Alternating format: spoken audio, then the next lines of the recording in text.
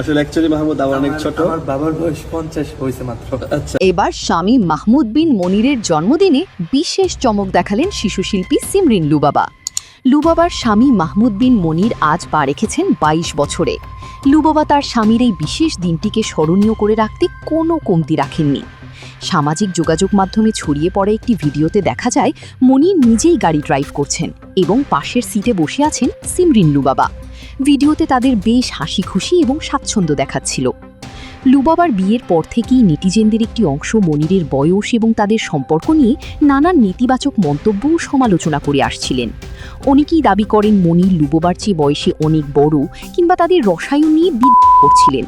তবে জন্মদিনের এই ভিডিওর মাধ্যমে লুবাবা যেন বুঝিয়ে দিলেন বাইরের সমালোচনা তাদের সম্পর্কে কোনো প্রভাব ফেলছে না। কিছুদিন আগেই খবর এসেছিল যে মনিরকে সৌদি আরবে রেখেই দেশে ফিরে এসেছেন সিমরিন লুবাবা। বিষয়টি নিয়ে অনেকের মনেই নানা প্রশ্নের জন্ম দিয়েছিল। তবে স্বামীর জন্মদিনের ঠিক আগেই লুবাবা পুনরায় মনিরের পাশে গিয়ে হাজির হয়েছেন। বিশেষ এই দিনটিতে স্বামীর একাকিত্ব দূর করে লুবাবা প্রমাণ করেছেন তারা একে অপরের প্রতি কতটা নিবেদিত। শেয়ার করা ভিডিওর নিচে ভক্তদের শুভেচ্ছার বন্যা বয়ে যাচ্ছে। অনেকে যেমন শুভকামনা জানিয়েছেন, তেমনি কেউ কেউ আবার তাদের এই সুন্দর মুহূর্তকে ইতিবাচকভাবে গ্রহণ করার আহ্বান জানিয়েছেন।